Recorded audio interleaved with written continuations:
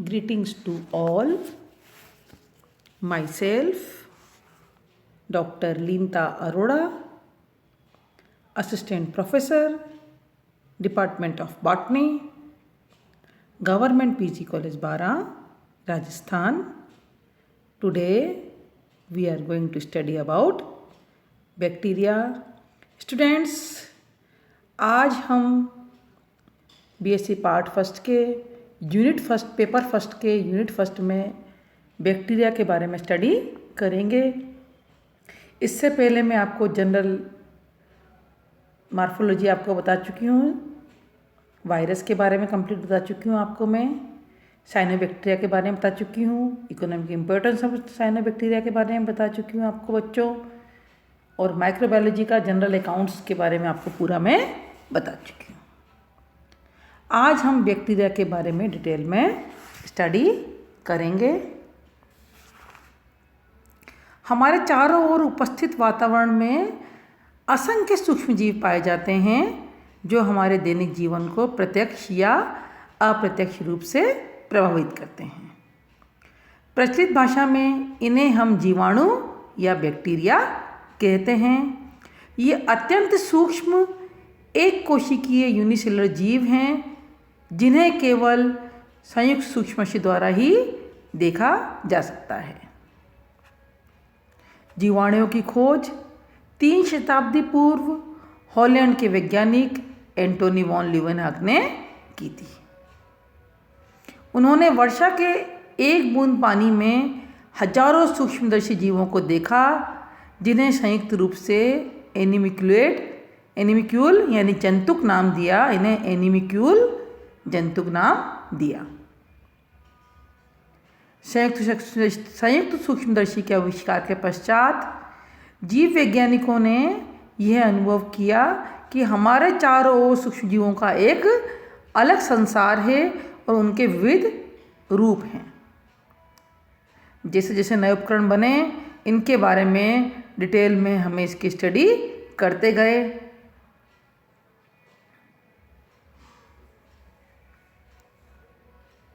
जीवाणुओं को सबसे पहले बैक्टीरिया नाम एरेनबर्ग ने रखा। Bacteria are microscopic single celled organism that thrives in diverse environments. Bacteria अत्यंत सूक्ष्म जीव एक कोशिकीय सूक्ष्म जीव है जो विभिन्न प्रकार के वातावरण में पाया जाता है। These organisms can live in soil, the ocean and inside the human gut. ये माइक्रो ऑर्गेनिज्म सूक्ष्मजीव मिट्टी में, ओशन में और ह्यूमन गट्स के अंदर भी ये पाया जाता है। पानी में, मृदा में, मिट्टी में, एनवायरनमेंट में, हर जगह ये पाया जाता है। ये यानी कि ये ओमनी प्रेजेंट है, सर्वव्यापी सूक्ष्मजीव हैं। Bacteria represent a large and diverse group of microorganisms that can exist as single cell or as cluster. ये तो सिंगल सेल में पाया जाता है या एक ग्रुप में क्लस्टर में पाया जाता है। Some bacteria are harmful but most serve a useful purpose. कुछ बैक्टीरिया जो होते हैं, कुछ जीवाणु जो हैं वो नुकसानदायक है लेकिन अधिकतर हमारे लिए यूज़फुल होते हैं, हमारे लिए लाभदायक होते हैं। They support many forms of life both plant and animal and they are used in industrial and medicinal processes. ये हमारे लिए लाइफ के लिए, प्लांट्स के, एनिमल की लाइफ के लिए ये बहुत सपोर्ट करते हैं ये, और इसके अलावा ये इंडस्ट्रियल और मेडिसिनल पर्पज़ के लिए भी ये यूज़ होते हैं।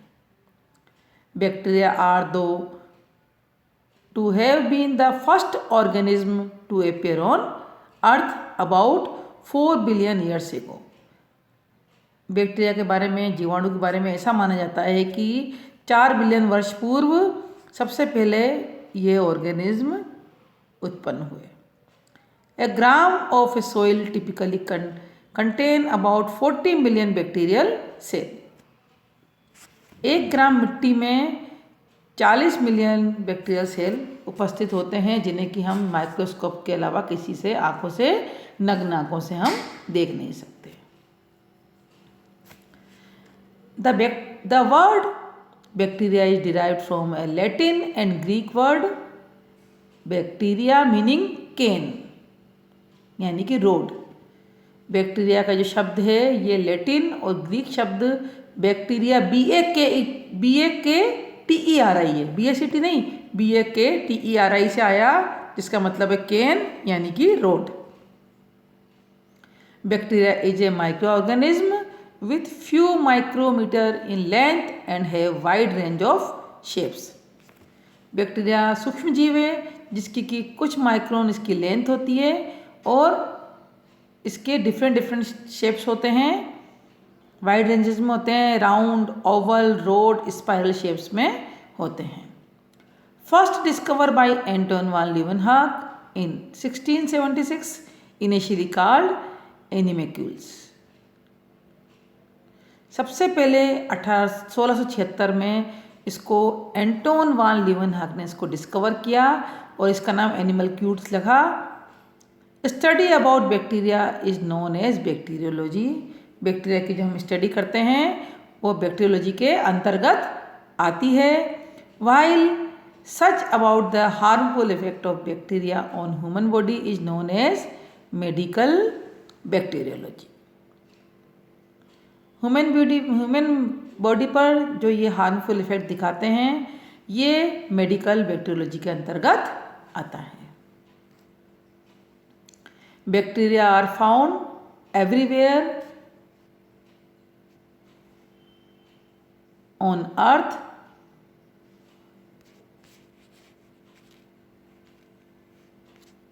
Bacteria are found everywhere on earth, in soil, water, air, deep earth crust, radioactive waste and acidic hot spring।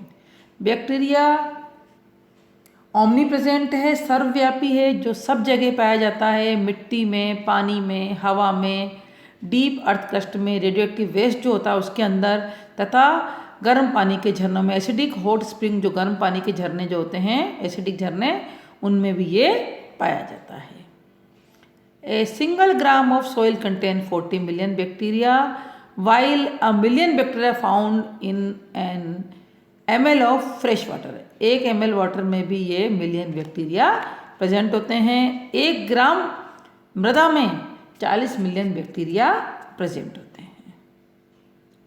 However, only few of these are harmful to human body, causes diseases। इनमें से कुछ human body के लिए, हमारे लिए नुकसानदायक होते हैं, जिनके कारण बीमारी होती है। They produce more oxygen than plants. ये पादप से अधिक ऑक्सीजन को प्रोड्यूस करते हैं। Brief history. इन एंटोन वान लीवनहाक के बच्चों बच्चा रही है। In 1683 letter to the Royal Society of London, Anton van Leeuwenhoek described microscopic streaks and thread among his tiny animals. The streaks and threads remained nameless until 1773। 1683 में royal Society of London में Anton van लीवनहाक ने छोटी छोटी microscopic streaks व thread को देखा, जिन्हें इन्होंने टाइनी एनिमल्स कहा, छोटे छोटे सूक्ष्म जीव कहा। The streaks and thread remained nameless until 1773, जो कि 1773 तक इनका कोई नाम नहीं रखा गया।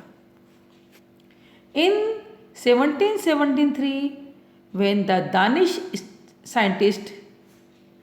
Danish scientist Otto Fredrik Muller questioned them bacilli। Bacilli is the plural form of the Latin word bacillus, meaning but not all bacilli are rod। Some were spiral, some were circular, and bacilli would not do। Danish scientist था auto Frederick. इसने इसका नाम bacilli नाम दिया, Latin word से इसका नाम bacilli दिया। Therefore in 1850 the French investigator Casimir Davaine began calling a microscopic creature bacteria. Even though these derivatives of the Greek bacterian also mean road, in the next few decades, bacteria came to refer to all the microorganisms in that group, and the word bacillus was reserved for road form only. 1850 में French scientist ने इनको bacteria नाम से पुकारा। इसको characteristic of bacteria, जीवाणु के सामान्य लक्षण। Size of bacteria range between 0.5 to 5 micrometer. इसका आकार जो होता है 0.5 से 5 माइक्रोमीटर तक इसका आकार होता है। दे आर प्रोकैरियोटिक माइक्रोब्स, ये प्रोकैरियोटिक माइक्रोब्स होते हैं। Have a single chromosome as genetic material, जिनमें कि सिंगल क्रोमोसोम जो एक जेनेटिक मटेरियल के रूप में इसमें विद्यमान होता है। Enclosed in a rigid cell wall made up of peptidoglycan, इसके चारों तरफ रिजिड सेल वॉल पाई जाती है जो कि पेप्टिडोग्लाइकन की बनी होती है। Some bacteria along with plasma membrane contain an additional membrane called capsules. कुछ बैक्टीरिया में प्लाज्मा मेम्ब्रेन से अटैच एक एडिशनल मेम्ब्रेन होती है जिसे कि हम कैप्सूल के नाम से पुकारते हैं। Reproduce by a mitosis, many bacteria forms spores. Some bacteria are autotrophs while some are heterotrophs, कुछ बैक्टीरिया ऑटोट्रॉफ्स होते हैं, कुछ हेटेरोट्रॉफ्स होते हैं। Most grow based at pH 6.5 to 7, अधिकतर 6.5 से 7 pH पे अच्छी ग्रोथ करते हैं। Many act as decomposers recycling nutrients, इसमें से अधिकतर डिकम्पोजर के रूप में कार्य करते हैं। इसको बच्चों में एक बार दोबारा रिपीट करती हूँ। General character of bacteria, bacteria के सामान्य लक्षण। जीवाणु सर्वव्यापी होते हैं, ओमनी प्रेजेंट होते हैं, जो भूमि जल वायु सभी स्थानों पर पाए जाते हैं। ये अत्यंत सरल एक कोशिकीय यूनिसेलुलर प्रोकैरियोटिक सूक्ष्मजीव हैं। इनकी कोशिका के बाहर दृढ़ कोशिका भित्ति पाई जाती है, रिजिड सेल वॉल पाई जाती है, इसी कारण इनको पादप जगत में रखा गया है।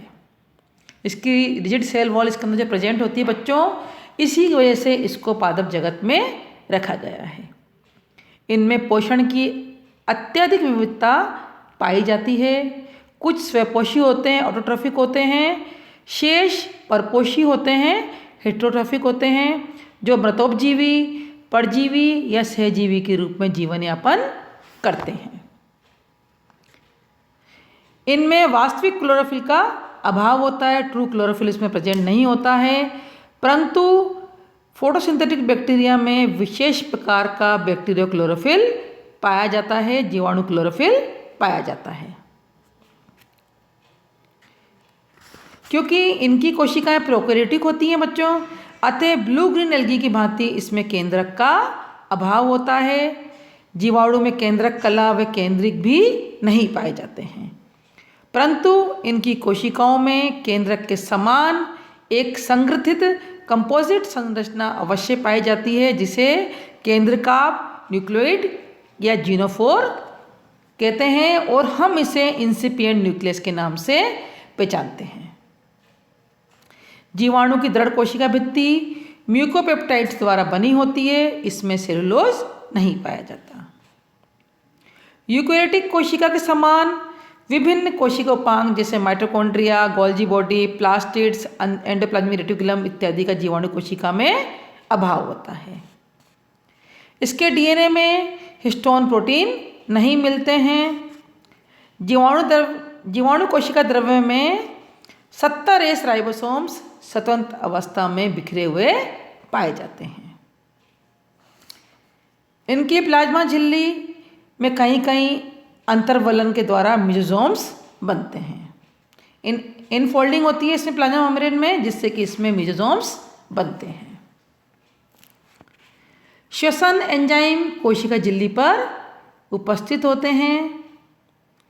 कोशिका में आरएनए व डीएनए दोनों प्रकार के न्यूक्लिक अम्ल पाए जाते हैं, परंतु जीवाणु कोशिका में एक डीएनए एक गुणसूत्र को प्रदर्शित करता है और ये वर्तुलाकार होता है। एकल डीएनए होने के कारण जीवाणु कोशिका अगुणित हैप्लॉइड होती है। स्वपोषित एवं प्रकाश संश्लेषित जीवाणु कोशिकाओं में बैक्टीरियो क्लोरोफिल वर्णक थाइलेकोइड के समान पट्टियों में उपस्थित होता है। जीवाणुओं में कायिक जनन, वेजिटेटिव रिप्रोडक्शन प्राय विखंडन द्वारा, बाइनरी फिशन द्वारा, बायसिस्ट पुटिका निर्माण द्वारा, बाय बडिंग मुकुलन द्वारा एंड बाय गोनिडिया के द्वारा होता है। इसमें अलैंगिक जनन विभिन्न प्रक्रियाओं द्वारा, जैसे बाइकोनिडिया, बाइमोटाइल स्पोर्स, बाय एंडोस्पोर के द्वारा होता है। इसमें एसेक्सुअल रिप्रोडक्शन जो अलैंगिक जनन होता है वो कोनिडिया के द्वारा, चल बीजाणु के द्वारा व अंत्य बीजाणु के द्वारा होता है। जीवाणुओं में वास्तविक लैंगिक जनन नहीं पाया जाता, लेकिन कुछ जीवाणुओं में आनुवांशिक पुनर्योजन जेनेटिक रिकॉम्बिनेशन के उदाहरण मिलते हैं। ये विभिन्न विधियों जैसे कॉन्जुगेशन, ट्रांसडक्शन व ट्रांसफॉर्मेशन द्वारा होता है। जीवाणु की पादप विशेषताएं भी इसमें पाई जाती हैं। प्लांट कैरेक्टरिस्टिक इन बैक्टीरिया, कोशिका के चारों ओर पाई जाने वाली दृढ़ कोशिका भित्ति कुछ बैक्टीरिया में सेलुलोज की बनी होती है, जो कि इसकी प्लांट से समानता दर्शाती है। कुछ जीवाणु पौधों के समान तंतुवत वृद्धि प्रदर्शित करते हैं। स्वयंपोषी जीवाणु पौधों के समान अकार्बनिक पदार्थों से भोजन के लिए कार्बनिक पदार्थों का निर्माण करते हैं। जीवाणु कोशिका भित्ति द्वारा भोज्य पदार्थों का घुलनशील अवस्था में अवशोषण होता है। जीवाणु कोशिका की संरचना एवं जनन की कुछ विधियां थैलेफाइटा समूह के कुछ सदस्यों से समानता दर्शाती है। जीवाणुओं में अकार्बनिक नाइट्रोजन से सभी प्रकार के अमीनो अम्ल बनाने के गुण होते हैं। जीवाणुओं में कौन से गुण होते हैं? अकार्बनिक नाइट्रोजन से सभी प्रकार के अमीनो अम्ल बनाने के गुण होते हैं। प्रकृति में बहुधा जीवाणु एवं कवकों की मध्यवर्ती अवस्था ट्रांजिशन फॉर्म पाई जाती है।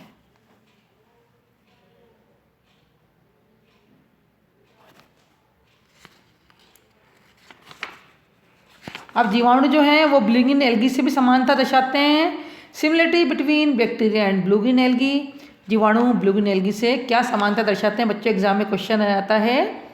दोनों समूह में कोशिकाओं का परिमाप 1 से 10 माइक्रोन तक होता है। कुछ कोशिकाओं की साइज 50 माइक्रोमीटर तक होती है। इन कोशिकाओं में प्रोकैरियोटिक केंद्रक पाए जाते हैं। इन दोनों पादप समूह में एक कोशिकीय अथवा कॉलोनियल पादप पाए जाते हैं, जबकि सबसे जटिल संरचना फिलामेंटस फॉर्म की होती है। दोनों में कोशिका भित्ति संरचना व कोशिका विभाजन समान होता है। दोनों की कोशिकाओं में विभिन्न प्रकार के कोशिका उपांग नहीं पाए जाते। दोनों के केंद्रक पदार्थ डीएनए का बना होता है, प्रोटीन अनुपस्थित होता है। दोनों की कोशिकाओं के बाहर अधिकतर जिलेटिनस शीट्स पाई जाती है। दोनों में समान रूप से कोशिका प्रारूप गोलाकार, बेलनाकार, सर्पिलाकार इत्यादि होते हैं। दोनों बैक्टीरिया व साइनोबैक्टीरिया दोनों में विश्रामी व प्रसुप्त कोशिकाएं, रेस्टिंग सेल्स, रेस्टिंग स्पोर्स विकसित होते हैं। दोनों समूह में कोशिकाओं की संख्या में वृद्धि बाइनरी फिशन द्विविखंडन द्वारा होती है। दोनों में अलैंगिक जनन के समय जूस्पोर्स नहीं बनते हैं। दोनों समूह के कुछ सदस्यों में अत्यधिक शुष्कतावस्था एवं जल में उबलने के तापक्रम तक जीवित रहने की क्षमता होती है। दोनों समूहों में लैंगिक जनन का अभाव होता है। हालांकि दोनों के कुछ सदस्यों में जेनेटिक रिकॉम्बिनेशन लैंगिक पुनर्योजन पाया जाता है। ये तो बच्चों हैं इनकी समानता है। जीवाणु की पादप से समानता है, जीवाणु की नीलहरित शैवाल से समानता है। नेक्स्ट मैं इसके आगे मैं बच्चों आपको नेक्स्ट लेक्चर में बताऊंगी। थैंक यू सो मच बच्चों, धन्यवाद बच्चों।